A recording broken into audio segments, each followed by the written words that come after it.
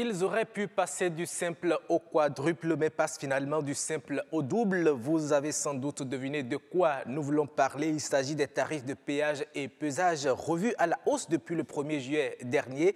Mais quelles en seront les implications et effets sur l'économie? Le décryptage s'en charge dans quelques minutes. Le certificat d'études primaires sert-il toujours à trouver un emploi? Quelle est son utilité? C'est le sujet du dossier de la semaine. Merci de vous installer pour suivre davantage d'explications. Bienvenue à Wikeko que nous démarrons tout de suite par le mini-journal présenté par Estelle Espérance Oropazo.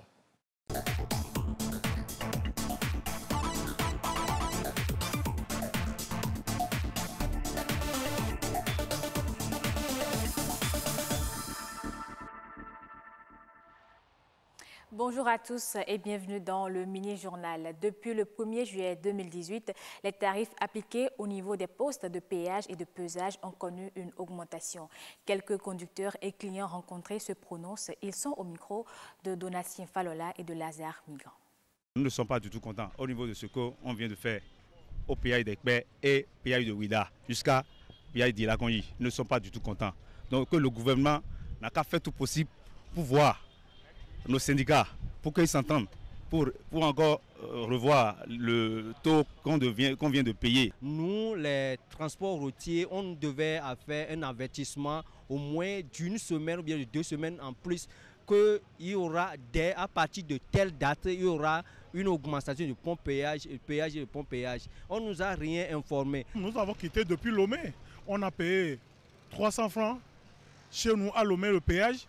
Et arrivé, on va faire la formalité à la frontière, arrivé à Grand Popo, et on nous dit maintenant que le tarif est maintenant à 400 francs. Les cars ont maintenu le prix à 500 francs. Vous voyez. Raison pour laquelle je suis en train de me plaindre, je suis en train de faire un plaidoyer auprès du chef de l'État pour qu'il puisse revoir le prix de 150 francs à 200 francs, ça va. Mais à 300 francs, vous voyez. Parce qu'actuellement, il n'y a pas de clients.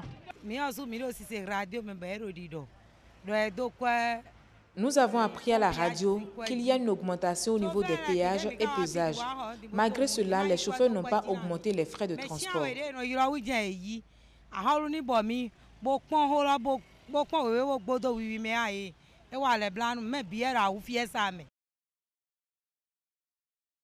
Et puis, qu'est-ce qui explique la revue à la hausse de ces droits de passage au niveau des postes de péage et de pesage?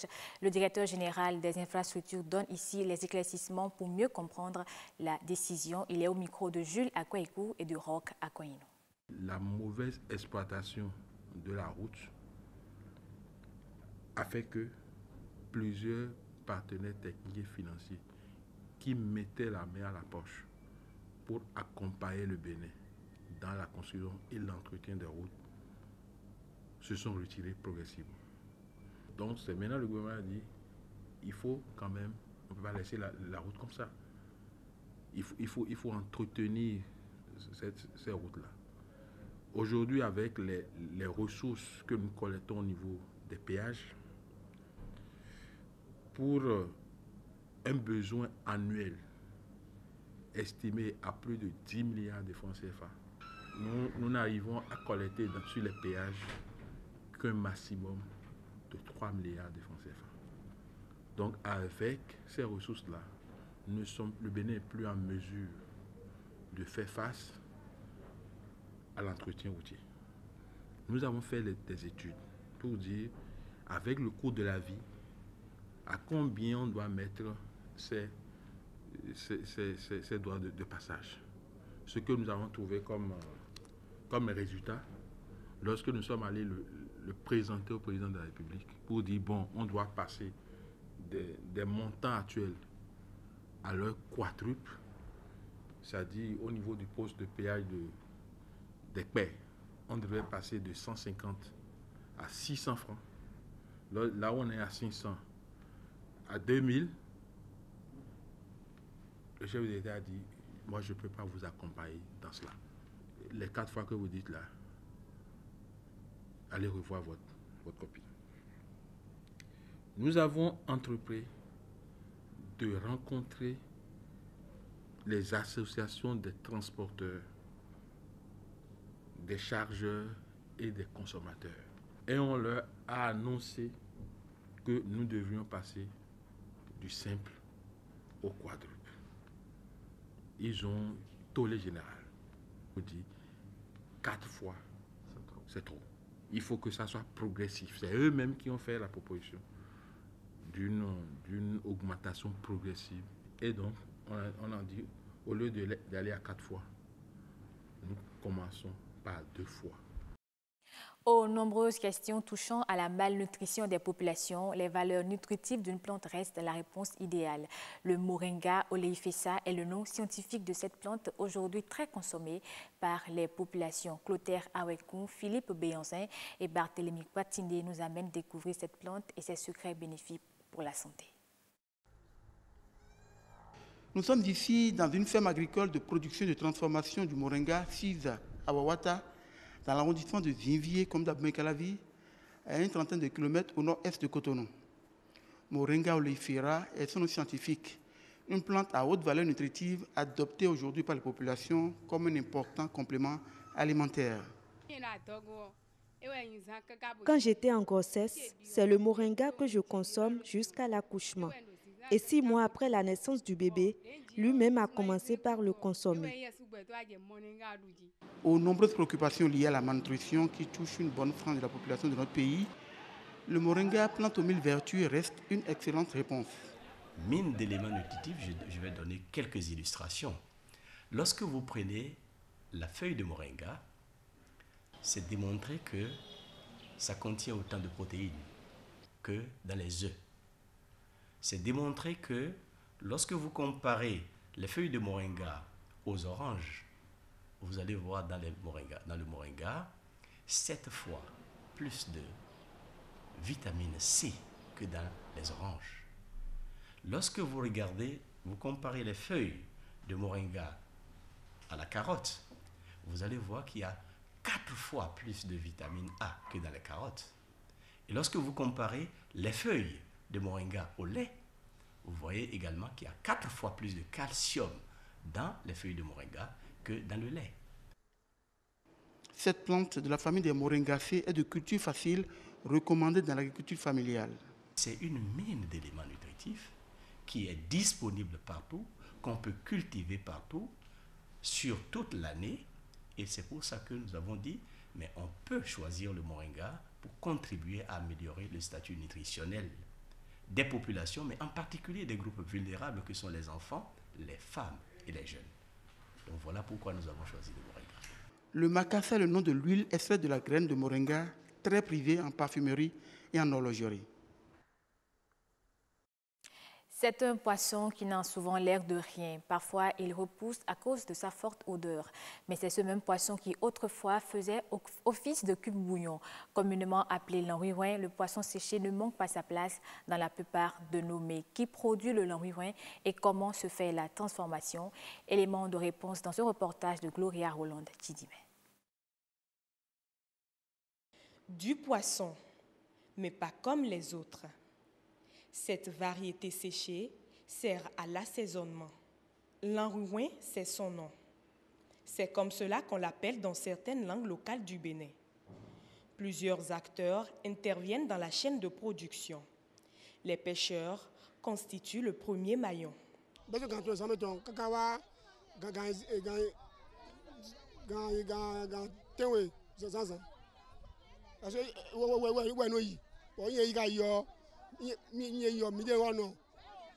Déjà à partir de 3 h du matin jusqu'à 7 h du matin, les pêcheurs vont à la pêche.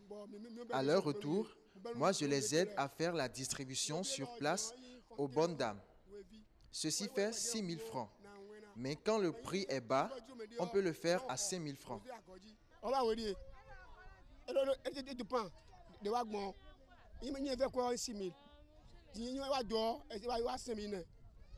Après la pêche, les poissons sont récupérés par les femmes productrices du Lanrouin qui assurent à leur tour la transformation. Un travail à la chaîne.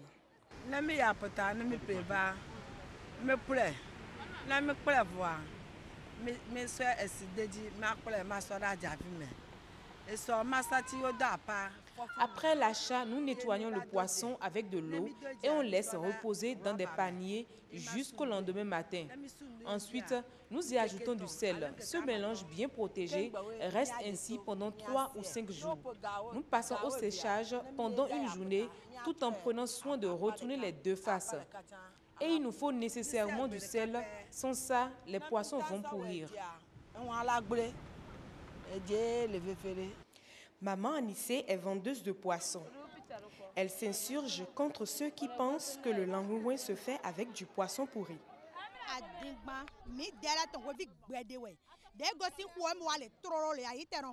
C'est très faux. Le Lanrouin se fait avec du poisson fraîchement pêché. Et c'est très bon. L'activité est génératrice de revenus, mais elle n'est pas sans difficulté aussi.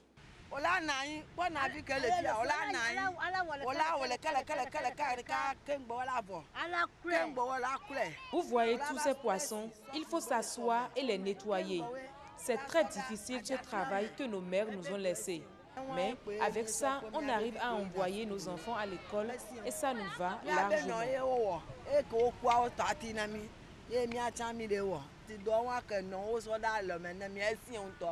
Pour ces femmes, le travail est pénible, mais reste un héritage qu'elles se doivent de perpétuer.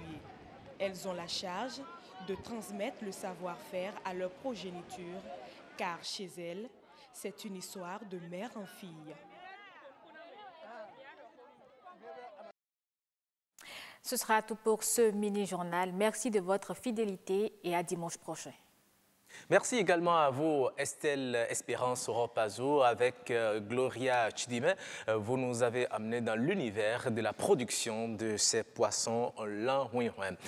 À présent, nous allons feuilleter les canards apparus cette semaine quand ils relayaient comme actualité économique. Voyons donc la réalisation signée cette fois-ci Marcel Arrossi, la revue de presse.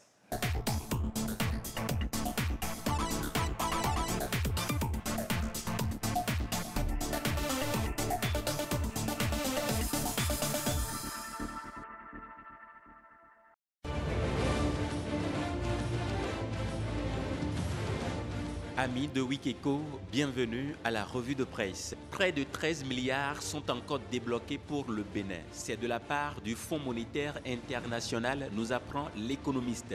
Les perspectives sont bonnes, même si la réalisation d'une croissance élevée et inclusive se heurte encore à des obstacles.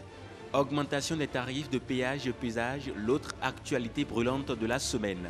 Le gouvernement a décidé par communiqué en date du 29 juin 2018 et signé par le ministre des Infrastructures et des Transports d'une revue de la grille tarifaire des postes de péage et pesage. C'est aussi le fruit d'une séance de concertation entre l'administration, les responsables des organisations syndicales des transporteurs et conducteurs et l'Association béninoise des consommateurs. C'est en application des conclusions issues de cette séance qui a eu lieu le 14 juin dernier sous la coprésidence des ministres en charge des infrastructures et des finances, confirme le Béninois libéré. Et parlant justement d'infrastructures, le G20 note un déficit d'investissement. 2 études publiées par Global Infrastructure Hub confirment que le compte n'y est pas pour combler le déficit africain en termes d'infrastructures. La première étude analyse les besoins en la matière d'ici 2030 du Bénin, de la Côte d'Ivoire, de l'Égypte, du Ghana, de la Guinée, du Sénégal, du Maroc, de la Tunisie et du Rwanda. Selon les tendances actuelles, il manquera 356 milliards d'euros pour atteindre les objectifs de développement durable fixés par l'ONU. L'économiste déclare que les pays les plus peuplés sont les plus déficitaires. Production cotonnière au Bénin, l'association interprofessionnelle du coton AIC décerne la Palme d'Or à la Donga. En marge de la campagne cotonnière 2017-2018 dans le Septentrion, le président de l'AIC a salué les efforts fournis par le département de la Donga pour sa production record. De 4021 tonnes pour la campagne 2016-2017, ils sont allés à plus de 10 000 tonnes pour la campagne 2017-2018. Et pendant ce temps, on parle encore de mauvaise gestion à la Société nationale des eaux du Bénin, SONEB. Elle est au cœur de nouvelles dénonciations pour malversation financière, écrit La Nation à sa une.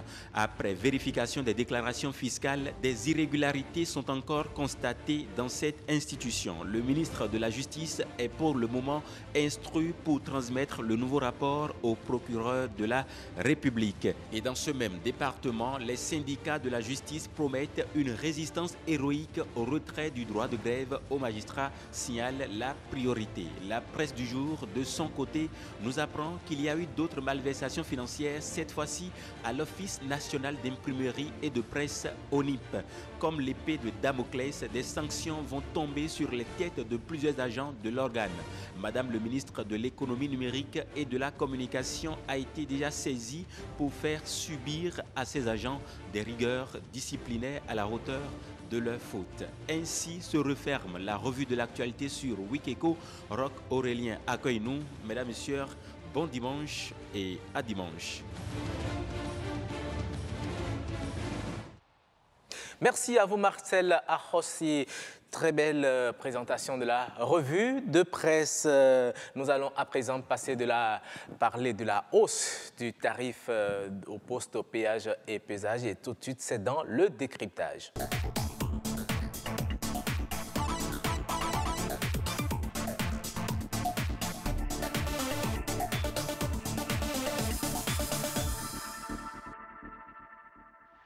Ils sont là, mes invités, Josué Fortuné, Mercouenou, bonjour. Bonjour, Roch. La pleine forme. Absolument, bonjour aux téléspectateurs qui nous suivent en ce moment. Vous avez oublié de saluer la téléspectatrice cette fois-ci. Pour une fois. Bonjour, Marcel Zoumenou. Bonjour, chers confrères. La pleine forme aussi. Ça va, ça va. Depuis quelques jours, l'actualité est réservée à la hausse des prix au niveau des postes, péages et pesages sur tout le territoire national. C'était une nécessité selon vous? Bon, si on s'en tient au propos des autorités, en l'occurrence du directeur général des infrastructures, qui a expliqué que depuis un certain moment, des partenaires techniques et financiers se sont désengagés du financement de l'entretien des routes. Et nous le savons depuis avec l'Union européenne qui, depuis quelques années, s'est désengagée. Et donc, c'était nécessaire pour un gouvernement de prendre ses responsabilités. Et donc, si on s'en tient toujours au propos du DGI, donc, le gouvernement a choisi cette forme de financement qui vient des usagers directement, et pour toujours procéder à l'entretien des routes. Mais c'est la manière dont la nouvelle a été annoncée presque comme un coup de massue sur la tête des gens. Et moi, je suis surpris d'entendre dire que les syndicalistes, les syndicats de transport sont impliqués, parce que sur plusieurs chaînes de radio, on a entendu des responsables de syndicats de transporteurs qui ont dit que c'est, je crois, 2 jours avant la prise de cette, c'est-à-dire le jeudi avant, qu'ils ont été appelés et informés de cela. Ça pose un problème dans la manière dont on annonce les choses. Et l'autre débat, c'est le coût. C'est sur le coût, parce que quand vous passez du simple au double, quels que soient les arguments que vous développez, je crois que ça pèse forcément, ça pèse énormément sur les usagers. Très bien. Josué Fortuné-Mercouenou, on a dit qu'on aurait besoin de 10 milliards pour s'occuper de l'entretien des axes routiers. Et de plus, les partenaires techniques et financiers qui, entre-temps, accompagnaient l'État béninois dans l'entretien de ces axes routiers se sont retirés. Est-ce que vous pensez que c'est une raison suffisante pour procéder à la hausse des tarifs de péage telle qu'on l'a fait? Je pense qu'il y a une chose qu'il ne faut pas perdre de vue. Il y a un adage qui dit que le développement passe par le développement de la route. Tout à fait. Et donc, pour moi, à partir de ce moment-là, quand il n'y a pas de route, il n'y a pas de développement. Et vous observez même dans certaines localités de notre pays que dès qu'on essaye de tracer des voies, qu'on essaye de paver ou de goudronner des axes routiers qui traversent certaines localités, tout de suite, vous constatez que le visage de la localité change. Il y a un intérêt, un certain engouement que les gens portent tout de suite pour cette localité-là. Et au-delà de ça, dans les centres urbains, vous observez que lorsque les tronçons routiers passent facilement, vous observez que le trafic est fluide. Enfin, cela participe en fait d'une certaine manière, de mon point de vue, à l'aisance de la vie pour les populations. Donc à partir de ce moment-là, je pense qu'il y a un prix à payer. Et le prix à payer d'une certaine manière, ça passe également par ce que nous déboursons au niveau des postes de péage et de pesage. C'est vrai, comme Marcel le dit, on peut faire le débat par rapport à la manière, par rapport à la communication qui a entouré cette décision-là. Mais au-delà de ça, je pense que le tollé ou le semblant de tollé qu'on observe au niveau de la population, pour moi, n'a pas sa raison d'être. Ou nous voulons une chose ou nous ne la voulons pas. Nous voulons des routes, c'est qu'il y a un sacrifice à faire et il faut pouvoir consentir le sacrifice. Au-delà de ça... Mais lorsque vous parlez du tollé et que vous ne semblez pas comprendre, un fonctionnaire qui, par exemple, habite Ouida, par mois, il payait 8 000 francs pour le post-péage. Aujourd'hui, il est contraint de payer 16 000 francs, alors que de son côté, il n'y a pas eu d'augmentation de salaire, il n'y a rien du tout. Et également, il y a les denrées alimentaires qui vont prendre... Vous ne pensez pas qu'il y ait un tollé, surtout qui n'ont pas été avertis? Non, je pense que la situation est très simple. La personne dont vous parlez, je suppose que s'il y a quelques mois ou il y a quelques années en arrière, il quittait Ouida ou quoi, ou comme vous le dites, pour venir à Cotonou, je suppose qu'il y mettait peut-être des heures, que sa santé prenait un coup, que son moyen de déplacement également prenait un coup. Aujourd'hui, les choses ont changé.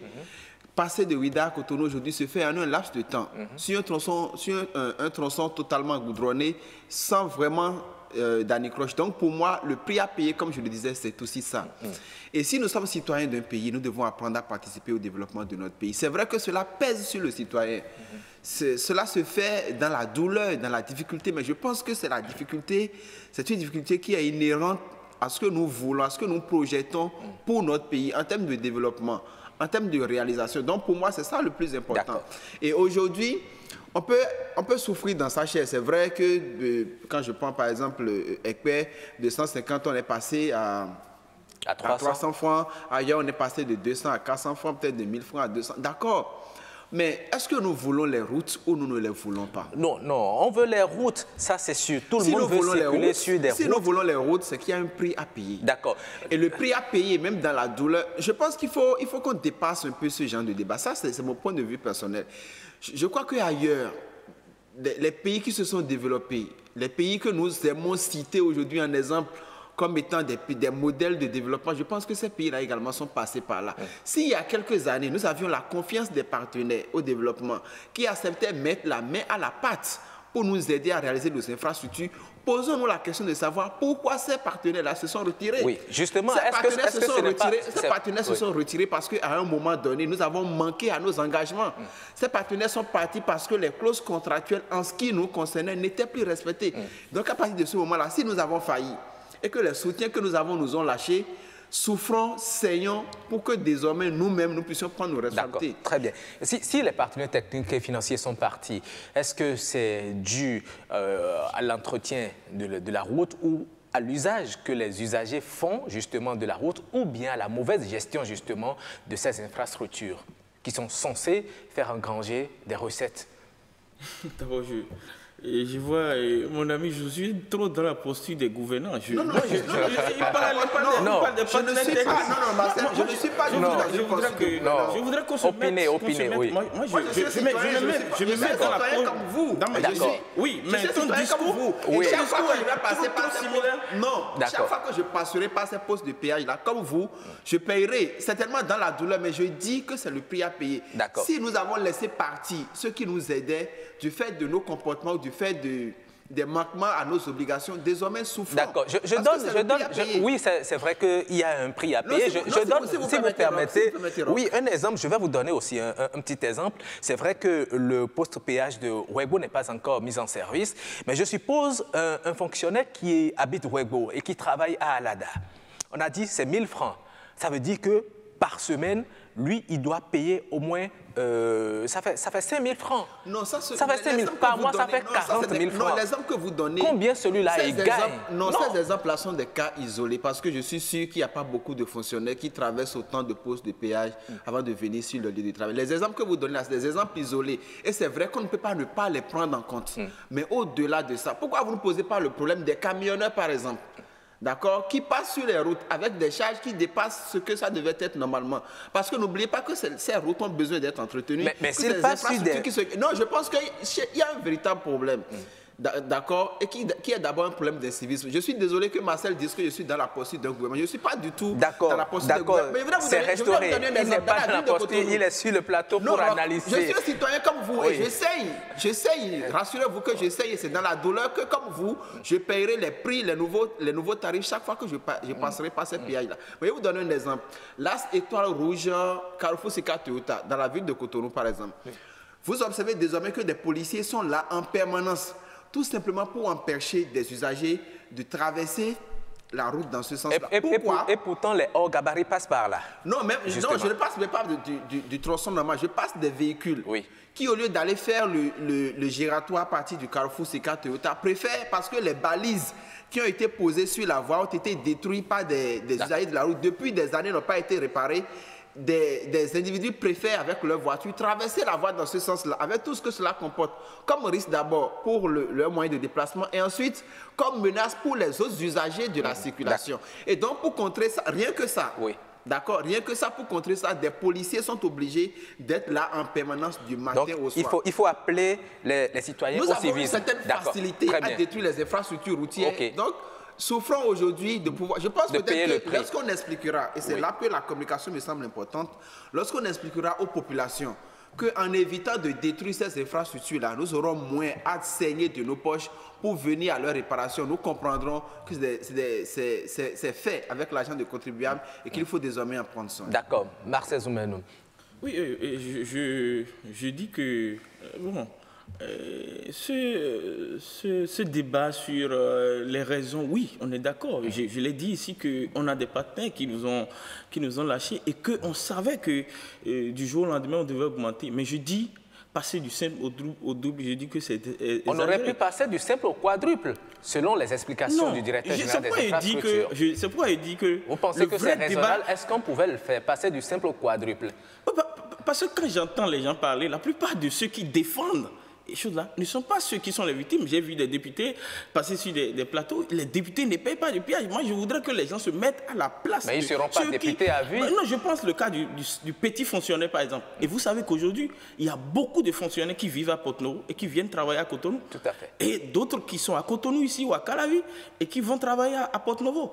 Et imaginez le surplus que ça crée sur les charges. Mais on ne voit pas ces aspects. Et moi, je voudrais ici que le gouvernement, avant de prendre une décision, réfléchissent et pensent à ceux-là. Il ne faut pas qu'on regarde seulement ceux qui sont à la tête et qui n'ont pas les mêmes problèmes que les populations. Je dis ceci, on devrait, par exemple, je donne un exemple. Et vous savez que depuis 1 an ou 2 ans, les usagers, ceux qui ont des véhicules, sont contraints à payer le VTM. La TVM. La TVM, excusez-moi. Oui. Mais moi, je dis, mais on pouvait faire un petit calcul et augmenter quelque chose sur la TVM, par exemple. C'est une proposition que vous faites. C'est une proposition que vous faites. Le monsieur perd d'un coup, mais il n'est pas obligé de sentir. Parce que quand vous prenez, vous entrez dans une série de véhicules, par exemple, vous prenez Biel, c'est 10 000 véhicules moins 1.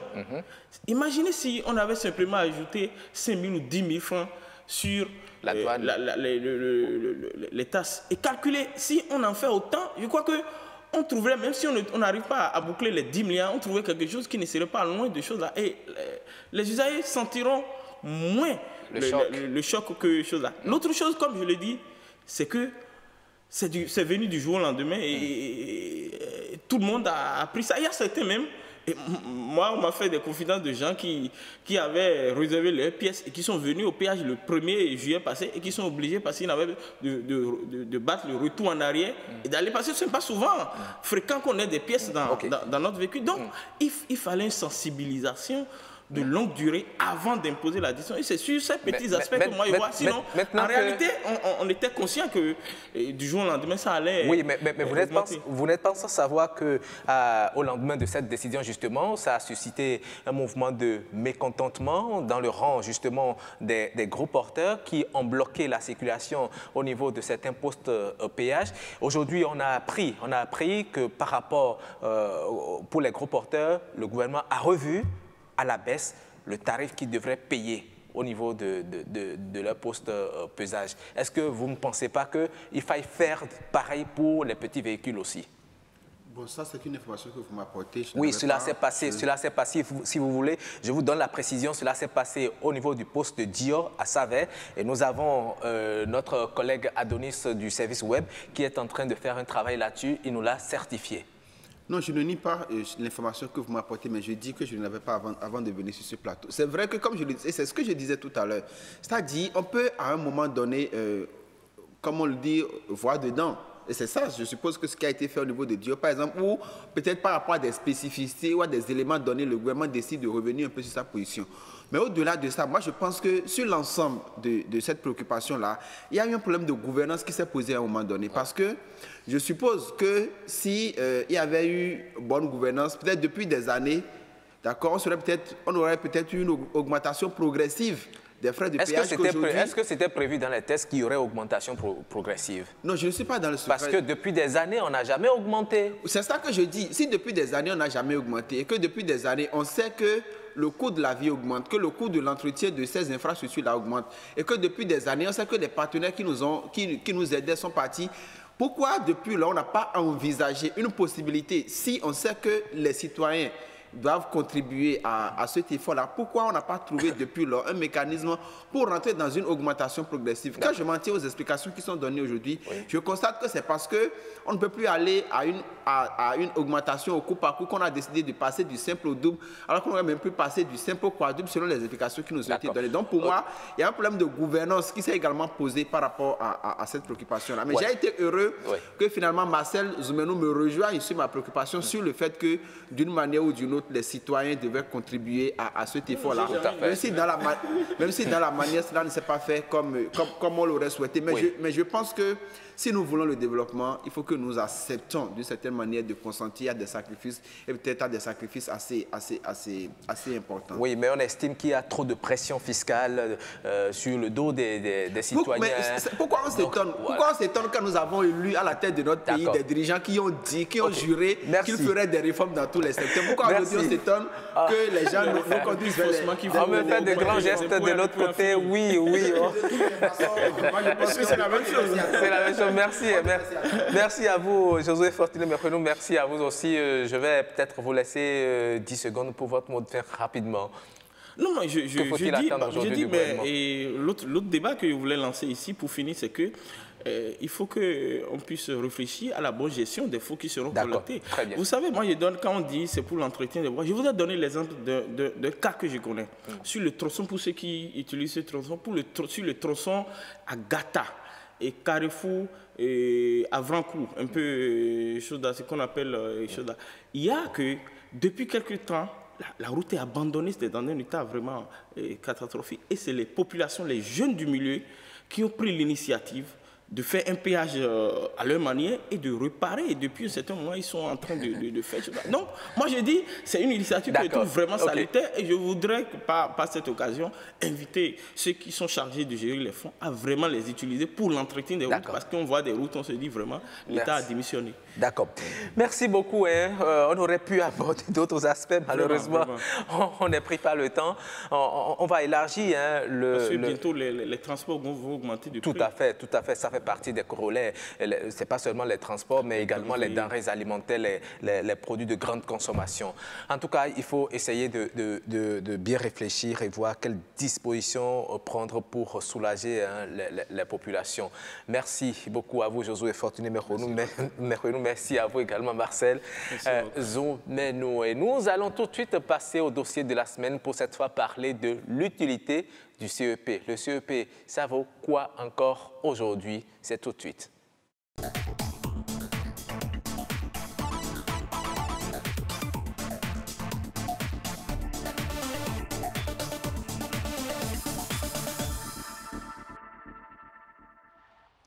Les tout petits écoliers sont allés cette semaine à l'assaut de leur premier diplôme scolaire, le CEP, certificat d'études primaires. Mais quelle est l'utilité de ce parchemin? Peut-il donner accès à un emploi? Eh bien, nous allons en parler tout à l'heure. Mais avant, je vous invite à suivre ce reportage réalisé par Rodrigue Babaguito. Passé normalement à la fin du cours moyen deuxième année CM2, le CEP a pour fonction de marquer la fin des études primaires et constituer l'ouverture vers l'enseignement secondaire. Le CEP, c'est le minimum que l'enfant moyen peut avoir et qui lui donne le quitus, qui lui permet de quitter le cycle primaire pour commencer le cursus du secondaire. L'examen que constitue le CEP à caractère national, qui permet d'apprécier sur la base des mêmes épreuves le niveau d'apprenant ayant évolué dans différents départements, ayant évolué avec différents enseignants. Premier examen de la scolarité, il débute vers les années 1910, connaissant au fil du temps diverses appellations. Certificat de fin d'études primaires CFEP, contrôle des études de fin de l'enseignement de base CFEB, certificat d'études primaires élémentaires CEPE. Plus de 100 ans après, il demeure d'une haute importance pour plus d'un. C'est le premier diplôme et nous l'avons fait, nos parents ont fait. Je pense que c'est quand même, ça a son importance du fait que c'est pour jauger quand même le niveau de l'enfant avant son entrée au collège, parce que le collège c'est un autre monde. Quand vous prenez nos parents qui avaient eu le CFEB et qui n'ont pas continué au secondaire, vous les voyez s'exprimer, écrire, et que vous prenez aujourd'hui un enfant qui a le CEP, la différence elle est très nette. Toutefois, je ne dirais pas que le CEP n'est pas utile. Le CEP en lui-même, c'est un examen. Et ça permet donc d'apprécier le niveau des apprenants à bas niveau déjà. Pour d'autres, par contre, l'inexigence du CEP dans les offres d'emploi et recrutement d'agents permanents de l'État suffit à justifier l'état désuet de ce parchemin.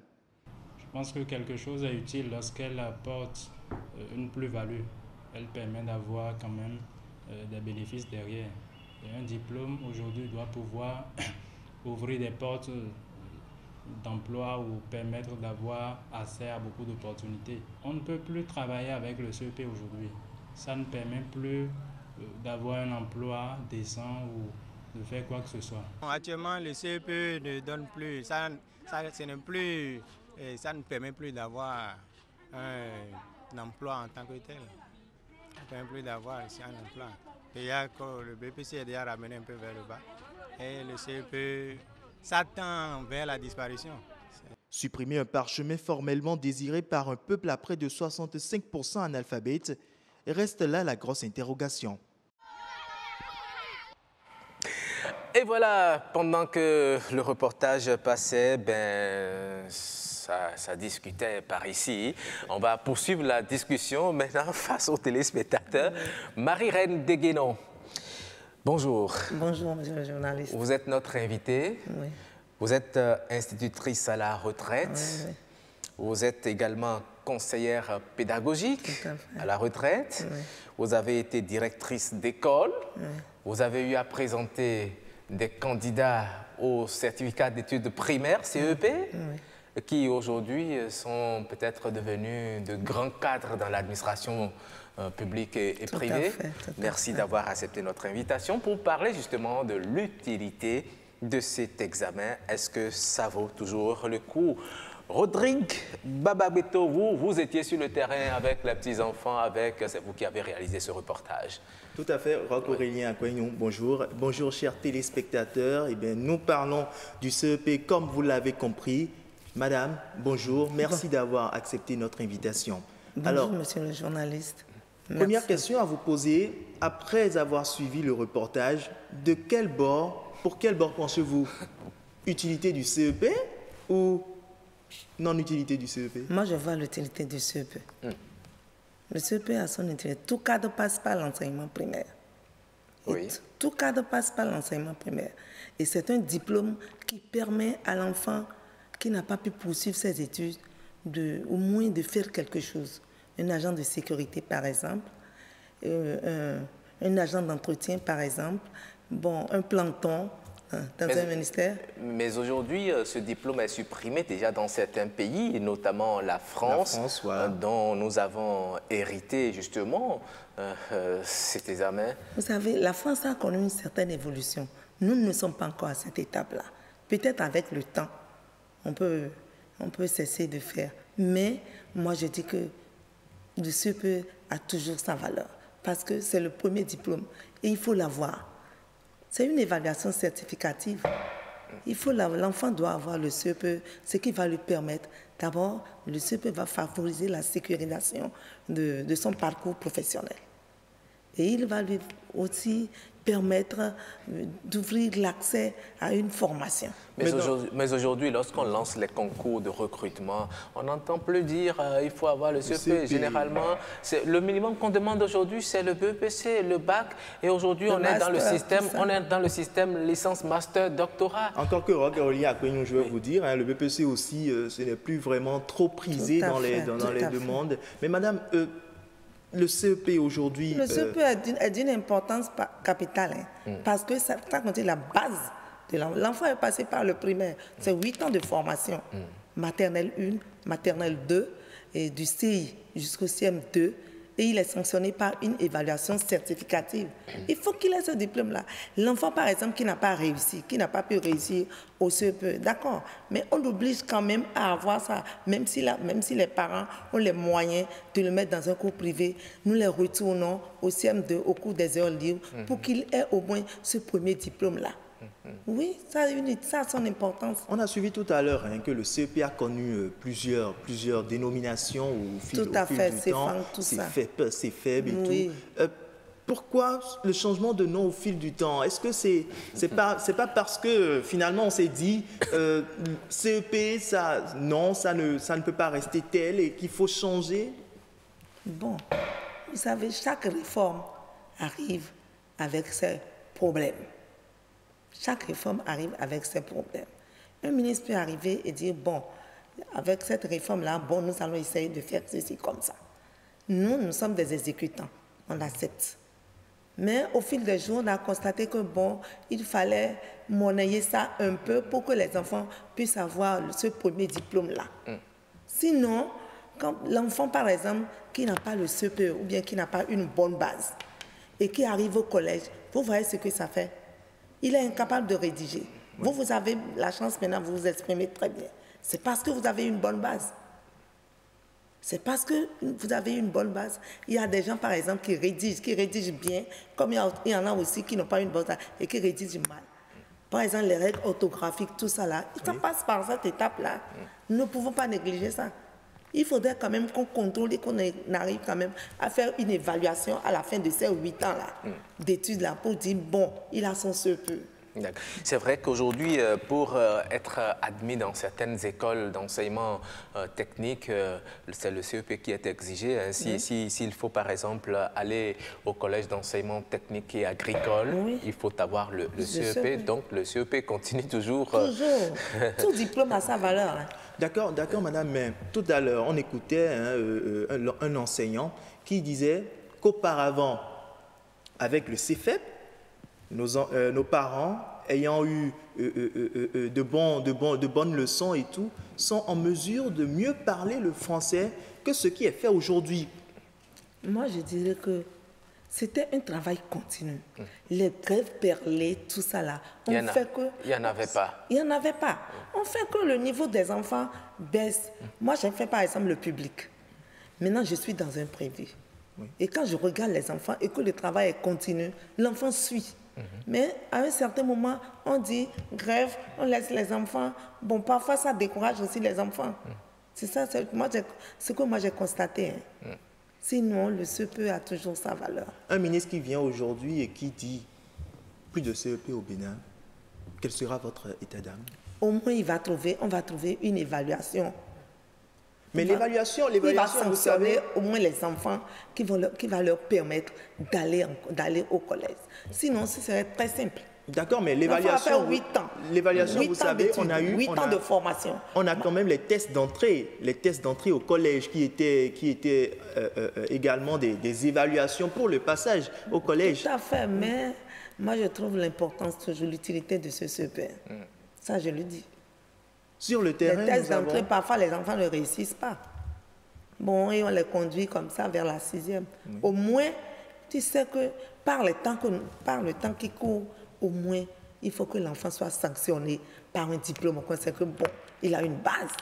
Oui, c'est vrai qu'au plan, plan psychologique, il sent qu'il grandit. Il sent qu'il grandit. C'est réjouissant de savoir autrefois, le collège était à des dizaines de kilomètres et lorsque vous avez le CEP, vous êtes pressé de quitter cette ville pour aller dans la ville des grands. C'est le premier diplôme.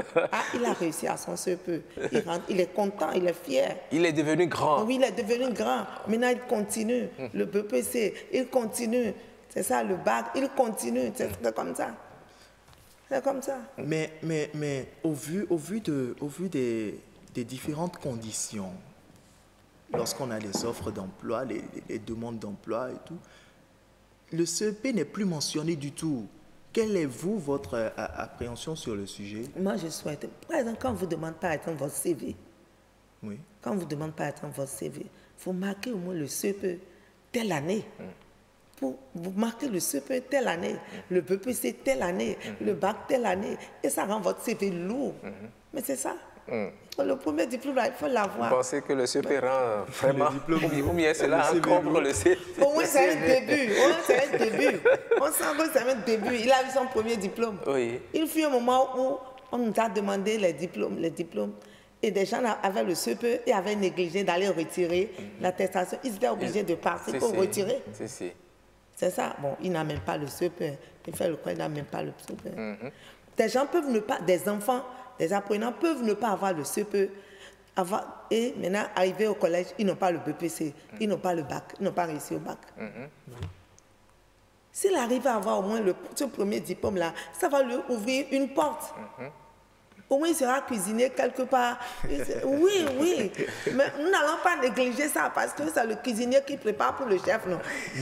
Ça, c'est vrai. C'est le gardien qui surveille le sommeil du chef, non? Il aura les bas niveaux toujours. Là j'ai l'impression que Madame la directrice est en train de citer là, les différents emplois qu'on peut avoir rien qu'avec le CEP, agent de sécurité. Mais ce qui ne veut pas dire que pour être agent de sécurité, pour être cuisinier, c'est le CEP. C'est le CEP. Aujourd'hui, des gens ont le bac, ils ont la licence et vont apprendre la cuisine et ils sont des cuisiniers professionnels.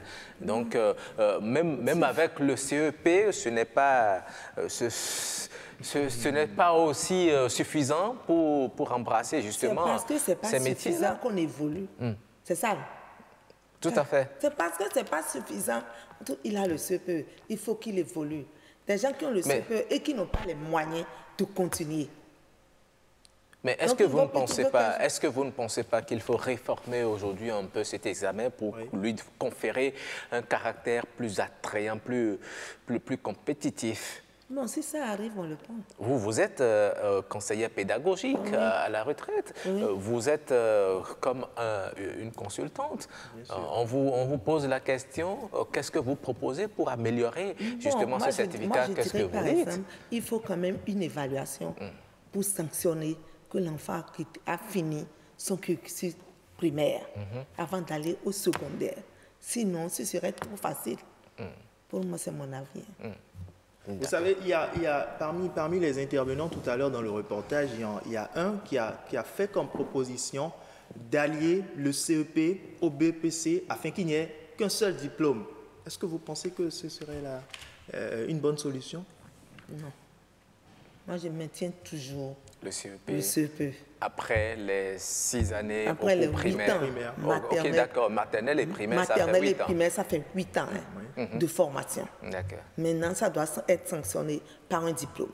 Il va au collège maintenant, sanctionné par un diplôme. Le secondaire, le premier cycle, second cycle, ainsi de suite. D'accord. Moi, je trouve toujours l'utilité du CEP. Et voilà, le CEP, certificat d'études primaires, est toujours utile. Il peut même vous ouvrir certaines portes d'emploi. Donc, ce n'est pas un examen à négliger, ce n'est pas un diplôme à négliger. Vous qui avez vos CEP, qui n'êtes pas allés chercher vos diplômes, allez les chercher pour alourdir votre curriculum vitae, selon les propos de Mme Reine de Guénon. On va espérer aussi que dans les années qui viennent, on n'ait pas non plus une autre appellation, parce que vous savez, depuis 1910, première année qui a connu le CEP. Ça peut venir pour améliorer. Même si ça change d'appellation, ce qui est sûr, c'est une évaluation qui a pu donner, c'est-à-dire il y a un frein qui a pu sanctionner les 8 ans de formation. Tout à fait. En tout cas, il faut faire l'état des lieux aujourd'hui pour voir s'il y a quelque chose à apporter pour améliorer justement ce diplôme-là. Merci à vous, Madame Marie-Reine de Guénon, d'être passée dans cette émission. Merci. Rodrigue Babagbeto, merci aussi à vous. Tout le plaisir est pour moi, Corinne. Bon dimanche. Et mesdames et messieurs, cette émission prend fin. Toute l'équipe de préparation de réalisation, en passant par Christelle Sabouran à la réalisation, Philippe Béanzin, mon chef d'édition, et tout le reste, je vous salue. C'est grâce à eux que vous avez pu suivre cette émission qui prend ainsi fin. Prochain rendez-vous dimanche à partir de 11h, rediffusé les lundis. Merci, sachez que chaque jour est une opportunité et que vous devez saisir la vôtre dès maintenant. Au revoir et à bientôt.